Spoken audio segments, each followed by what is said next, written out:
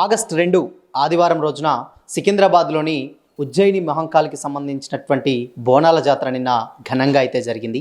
అయితే దీనికి సంబంధించినటువంటి జాతరలో చాలామంది భక్తులు కూడా పాల్గొనడం జరిగింది. వేలాది మంది భక్తులు రావడం జరిగింది. అదేవిధంగా అటు రాజకీయ నాయకులు కావచ్చు, సెలబ్రిటీస్ కావచ్చు, కొంతమంది జాతరలో కనిపించినటువంటి దృశ్యాలు కూడా ఇప్పుడు సోషల్ మీడియాలో వైరల్ అయితే అవ్వడం జరిగింది. అయితే వీళ్ళతో పాటుగా ప్రతి సంవత్సరం కూడా అమ్మవారిని దర్శించుకోవడానికి జోగినీలు చాలామంది, అంటే వందలాది మంది జోగినీలు శివశక్తులుగా వచ్చి అక్కడ వాళ్ళని అమ్మవారిని దర్శించుకునేటువంటి దృశ్యాలను కూడా మనం చూస్తాం. అయితే ఈ తరుణంలోనే జోగినీలుగా ఉన్నటువంటి వారికి ఈ సంవత్సరం, అంటే ఇప్పుడు ఏర్పాటు చేసినటువంటి సంవత్సరానికి గాను చాలా అసౌకర్యాలు ఎక్కువగా గురయ్యంటూ కూడా జోగిని శ్యామల సంచలనమైనటువంటి కామెంట్స్ అయితే చేయడం జరిగింది.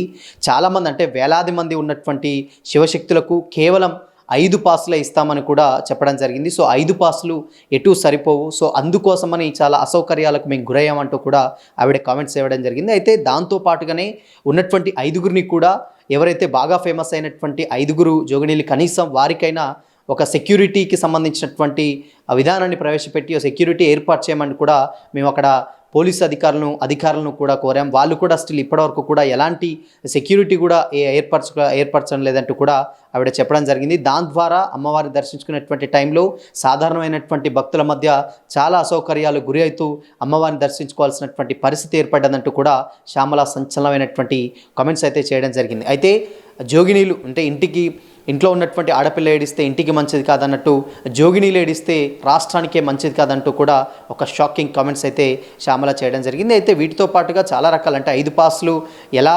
సరిపోతాయంటూ వాళ్ళు అన్నారు. అండ్ గతంలో చర్చా సమయంలో కూడా మమ్మల్ని పిలిచారు, మేము పిలిస్తే మేము వాళ్ళని ఎదురు చెప్పకుండా మేము వెళ్ళాం. బట్ అయినా మాకు అప్పుడు ఉన్నటువంటి మా అభ్యర్థనలు కొన్ని పాసులు కావాలి, దాని తర్వాత ఉన్నటువంటి వాళ్ళకి సెక్యూరిటీని ఏర్పాటు చేయండి అంటూ కూడా చెప్పినా కానీ వాళ్ళు పట్టించుకోకుండా మాకు ఇలాంటి అసౌకర్యమైనటువంటి దర్శనాన్ని ఈ సంవత్సరం వాళ్ళు కలగజేశారంటూ కూడా ఆవిడ చెప్పడం జరిగింది. అయితే గతంలో కూడా, అంటే ఇప్పుడే కాదు, ప్రతి సంవత్సరం కూడా ఇలాంటివి తరచూ జరుగుతూనే ఉన్నాయి. ప్రభుత్వాలు మారినా కానీ, ఏ పార్టీ అధికారంలోకి వచ్చినా కానీ, జోగినీలకు సంబంధించినటువంటి అమ్మవారి దర్శనానికి సంబంధించినటువంటి తగు జాగ్రత్తలు కానీ, వాళ్ళకి సంబంధించినటువంటి ఫెసిలిటీస్ కూడా వాళ్ళు సరిగ్గా చేయట్లేదంటూ కూడా కొన్ని సంవత్సరాల పాటు కూడా వాళ్ళు కామెంట్స్ అయితే చేయడం జరుగుతుంది. సో ఏదేమైనప్పటికీ రాష్ట్రానికే మంచిది కాదు జోగినీలు ఏడిస్తే అన్న కామెంట్స్ ఇప్పుడు సోషల్ మీడియాలో విపరీతంగా వైరల్ అయితే అవ్వడం జరిగింది. సో ఇలా రకరకాలైనటువంటి ఈ మాటలతో ఉన్నటువంటి వాళ్ళు చాలామంది రకరకాలైనటువంటి కామెంట్స్ అయితే చేస్తూ ఉన్నారు.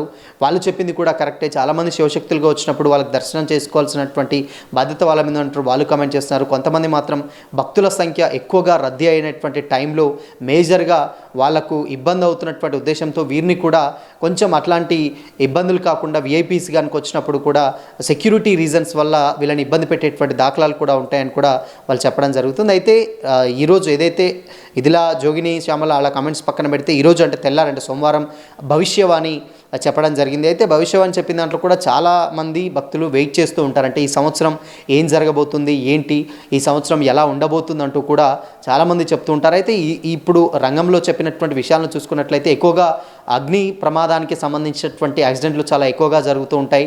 అదేవిధంగా అత్యధిక వర్షపాతం నమోదై కుంభవర్షాలు కురిసి సగానికి ఊళ్ళు కొట్టుకుపోతాయంటూ కూడా రంగంలో చెప్పినటువంటి విషయాలు కూడా ఇప్పుడు సోషల్ మీడియాలో వైరల్ అవుతున్నాయి.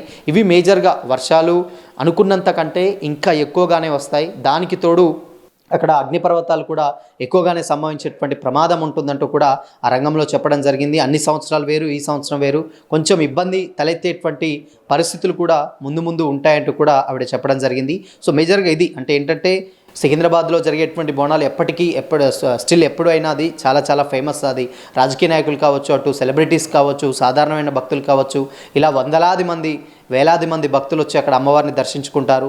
అలాంటి టైంలోనే ఈరోజు తెల్లవారుజామున జరిగేటువంటి రంగం కూడా చాలా ప్రభావితం చేస్తుంది. చాలామంది భక్తులు కూడా ఈగర్గా వెయిట్ చేస్తూ ఉంటారు, వాళ్ళు ఏం చెప్తూ ఉంటారు ఏంటి అనే దాని మీద.